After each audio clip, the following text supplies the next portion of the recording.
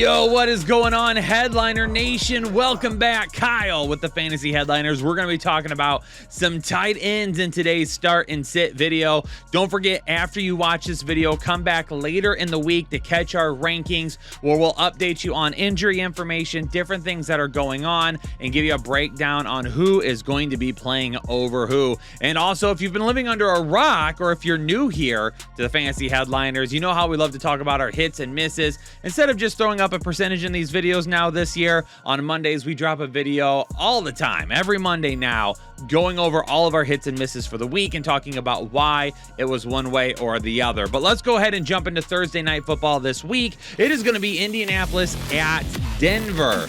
And for Indianapolis, all three of these guys, Mo Cox, Mo Problems, Kylen Granson, Jelani Woods, they're all getting on the field. And as of right now, it is impossible to verify who is going to be the guy each and every week. Now, even though there's nobody in this matchup that I'm going to be playing this week, I am going to risk it with a Prize Picks prop to watch of Mo Alie-Cox going over 17.5 receiving yards.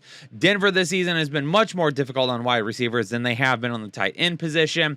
This is a decent matchup. They are inside the top 12 of most fantasy points given to tight ends right now, speaking about Denver.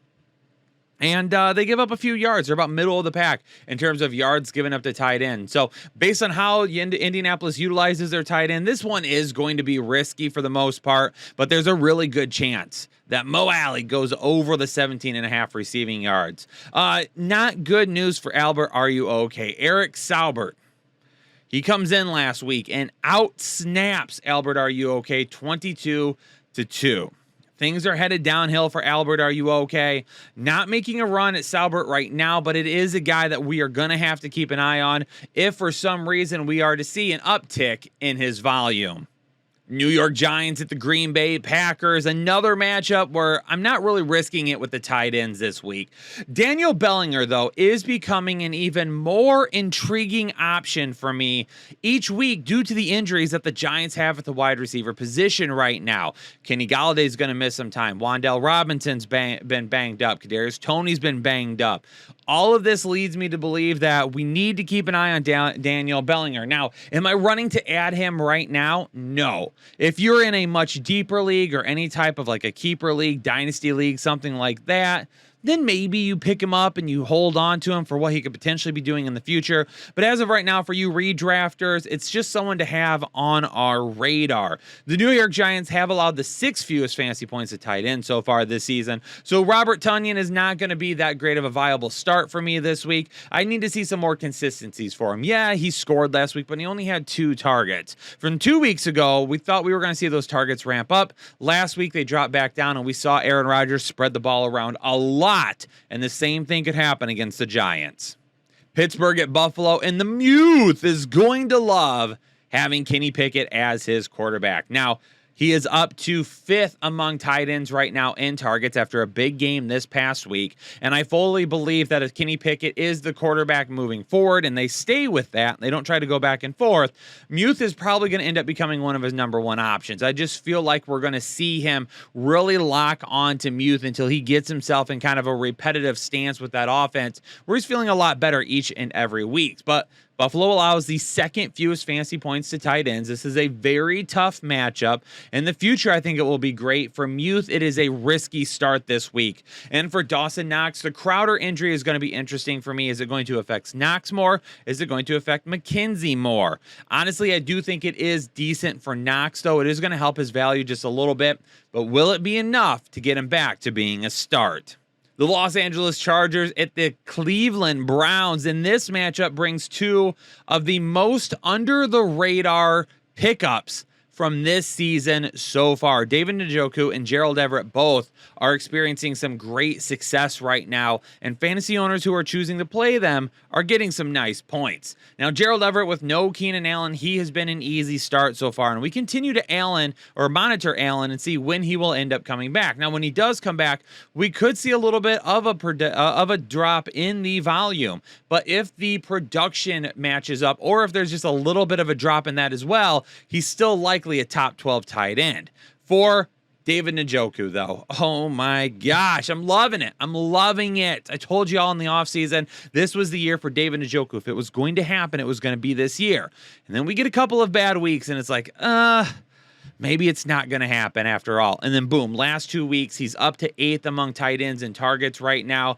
But he's basically being treated like any low-end tight end one, right? After you get past kind of the top guys, you take a look at the rest of them, and really it's just about, where are we going to get consistent targets each week? Right now, David Njoku is in the top 12. He should be started as such. And unless anything were to change, he's got more than enough volume right now to maintain that stance.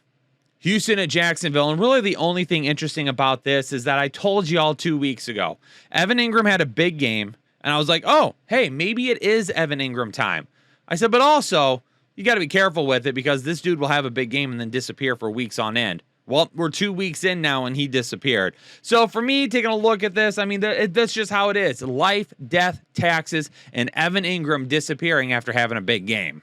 Chicago at Minnesota, 2 highly, highly talented tight ends, but a whole lot of nothing to go with it. For Cole Kmet, it really is about the volume. He's just not getting any looks right now, and Chicago took a step forward in the passing game last week, and it didn't really translate to Cole Kmet. So hopefully at some point this season we get him going, but we're starting to lose hope on a daily basis. For Irv Smith Jr., he's getting some decent volume, but he's being very, very inconsistent, in his big plays, inconsistent in his pass catching, and then kind of the whole scheme of everything has been inconsistent with him as well. He is a guy that's on the cusp of breaking out, but when is it going to happen? And if it does it stay that way? And is he consistent the rest of the year? Detroit at New England, TJ Hockenson coming off an absolutely huge career day this past Sunday, rewarding fantasy owners who were able to go with him. As I've been saying in these videos, he's getting more than enough volume to be a weekly start. We just have to be really careful. It was a great matchup last week. Lots of energy and injuries to go with it, and Hockenson absolutely showed out. But if you're a Lions fan or you have had TJ Hockenson on your team in the past, we've seen this happen before where he has an absolutely huge game. We say, all right, he's turning the corner. Here we go. Top option in this offense. And it's like, whew, where'd he go? We can't find him because he disappears. Put that man on the back of a milk carton. For Smith and Henry, I would love to put them up against Detroit because Detroit's defense is, how do we say this, god-awful. And because of that, this is a great matchup for them. But you can't trust either of them because neither of them are getting any production, any volume, anything right now. They're just not included in the game plan.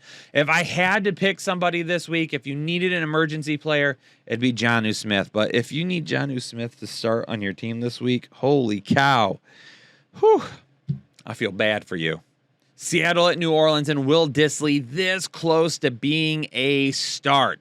We're being cautious with him, but he has touchdowns in all but one game this season, even if he doesn't have a whole lot of volume to go along with it. I want to start Dissly. He was on my radar for starting this week, but New Orleans has not allowed a touchdown to a tight end yet this year, and because of that, and him being so touchdown dependent, I don't think that this is the week where we start going in on Will Dissly. For the New Orleans Saints, I mean, Hill is just too risky of a play for me every week. Now, in an emergency situation, absolutely you can throw him in there. And we've talked about these things with tight ends in the past, right? A lot of them are going to be touchdown dependent. They fall into the end zone a couple of different times. They're going to be a tight end one. But that's a little bit different with Taysom Hill because he's not getting any volume. This isn't a guy that's getting targets or being looked at in a conventional tight end set. He's a guy that they're throwing out there in these unconventional play formations, trying to do different things with him. So then he becomes even more touchdown dependent because if he doesn't score a touchdown, he's not getting many yards because he's not being utilized like that. So Taysom Hill is going to have to go back to the bench for me. Now, I might change my mind a little bit later on in the week as we hear about some of the different things with injuries. But for now, I just feel like I would rather take a shot on another tight end that's actually getting some volume. Miami and the New York Jets, Mike Gesicki, putting him back on the bench. Now, I did put him as a start last week because I thought, maybe a decent matchup. And this is even a good matchup for him. But he's done nothing since grabbing that touchdown a couple of weeks ago.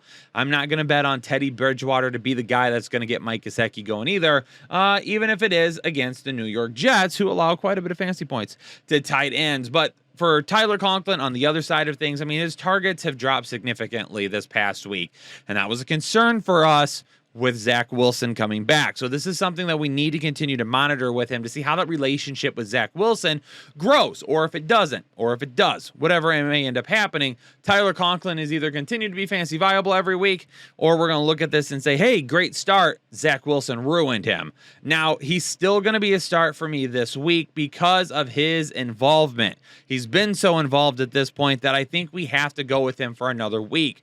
Now, again, if he drops off this next week and we see some bad trends, then we move away at that point. Atlanta and Tampa Bay, and most of you are going to call me crazy for listing Kyle Pitts as a start right now, and I understand why, but it's the matchup that pushes him over the top. That's what we've got here. It's the matchup being one of the best matchups of the week going up against Tampa Bay, who has allowed a lot of fantasy points to tight ends so far this year. Because of that, we've got to run him back out there again. Now, if you own Kyle Pitts and you say to me, I can't trust him this week, don't play him. Don't do it. If there's anything in your gut telling you not to play Kyle Pitts, do not do it. I understand why. Again, it's because of how good the matchup is. I still have him listed as a start. If he was facing anybody even a little bit more difficult, this guy falls down to a sit, and then we don't even have to worry about that conversation. The biggest issue right now is they continue to target him consistently. He's just not doing anything with those targets. Brate has seen a slight uptick in targets so far for Tampa Bay, but nothing nearly enough with the other wide receivers getting healthy for us to bank on.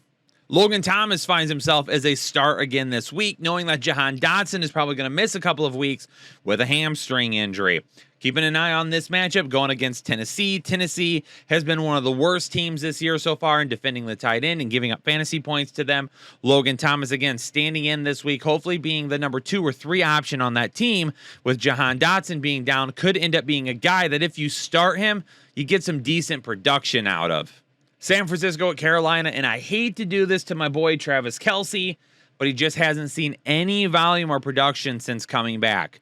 We'll continue to monitor that, and one thing that we have switched to on my video for this week is for the production, instead of using overall season numbers, we're going to be using per game numbers moving forward. That way, guys that have missed a game or two are not being reflected like that within the production and the volume. So if Kittle were to start blowing up and go off, we'll see his production and his volume start to increase a little bit, knowing that we're talking about it on a per game basis. But for this week, he's a high upside play for me. Definitely a guy that I could see having a big game, but he also has a really low floor, and because of that, I'm going to list him as a sit. Philadelphia and Arizona brings me to my Manscaped must-watch matchup of the week. Do not forget, if you're over at manscaped.com, shopping for yourself or a loved one, maybe looking for a gift or anything, if you put everything in your cart and then use code word headliners right before checking out, you're going to get 20% off, and you're going to get free shipping. Make sure you do that over at manscaped.com. Now, Arizona allows the 3rd most fantasy points per game to tight ends. Not only that, former teammates, top fantasy options, great matchup for Goddard. This is going to be a big game for the tight ends, I fully believe. Zach Ertz having an incredible bounce-back season this year. Excuse me, looking like his former self when he was back in Philadelphia. I mean, this guy has looked great. DeAndre Hopkins' return is quickly approaching, and maybe that will change some things then. But for right now, if you ask me if you should be starting Zach Ertz, unless you have Travis Kelce, unless you have Mark Andrews, the answer is going to be, yeah, you're starting Zach Ertz. Dak Prescott loves himself some Dalton Schultz. I love myself some Dalton Schultz. Cooper Rush does not love himself some Dalton Schultz. And because of that, we're going to put him as a sit this week. Not really producing or getting a whole lot of volume since coming back from his injury. Schultz hasn't done a whole lot. He's been banged up this year. And because of that, and with this being a tougher matchup going up against the Rams, who allow one of the fewest fantasy points per team to opposing tight ends, that's going to be a little bit of an issue for me. Tyler Higbee, though, I mean, he's a solid number 2 in this Rams offense. And of course, it's not playing the way that we would have hoped. We're not seeing the big explosive plays. We're not seeing Allen Robinson getting into the mix. But what we are seeing is Tyler Higbee getting consistent volume. And that is all you need to be a top tight end. Sunday Night Football is going to bring a fun matchup this week with Cincinnati facing off against Baltimore. Hurst and Andrews. Now, the targets for Hurst have dropped off each of his first 4 weeks since week 1. You know, we've seen those targets start to drop a little bit. He's a high-risk start for me right now because, again, all of the options there in Cincinnati. Joe Mixon is healthy, which is good. Everybody else is in the game right now. And because of that, Hurst is just not a guy that consistently is going to see targets. Now, in a tough matchup, or in a good matchup, excuse me, where he's going to get some looks and could possibly score, I don't mind that. However, he is still going to be a start for me this week, even though it is a high-risk start. He is still going to be a start based on that volume and the matchup that he has in front of him. Mark Andrews, Mark Andrews had a bad week last week, but it doesn't matter. You're not sitting him. Isaiah Likely, though, for you truthers, he's not going to be anything anytime soon this season. Las Vegas and Kansas City is going to bring a great tight end matchup this week on Monday Night Football. Waller is still struggling to find some consistency with his production this season. Volume is there, just not really doing a whole lot where it's like, man, this guy's crushing it every single week. We're still gonna keep him in there, though, and this could be just the matchup he needs to turn it around. A defense has given up a lot to tight ends and a shootout. The recipe's all there for some success. Now for Travis Kelce, listen, simply the best, but better than all the rest.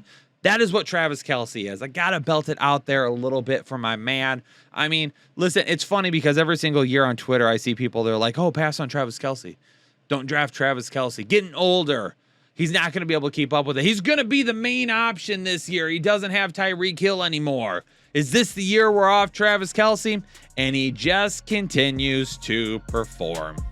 There you have it, Headliner Nation. I'm going to get out of here today. Hopefully everybody is doing well out there. Make sure you hit the like button for me. If you're new here, subscribe. Press that subscribe button. Consider joining and becoming a member as well. And leave me a comment down below. Is there one in particular matchup you're looking for this week that you need a big performance out of? Hopefully everybody is doing well out there. Stay safe and healthy, and I'll catch you all in the next episode of the Fantasy Headliners.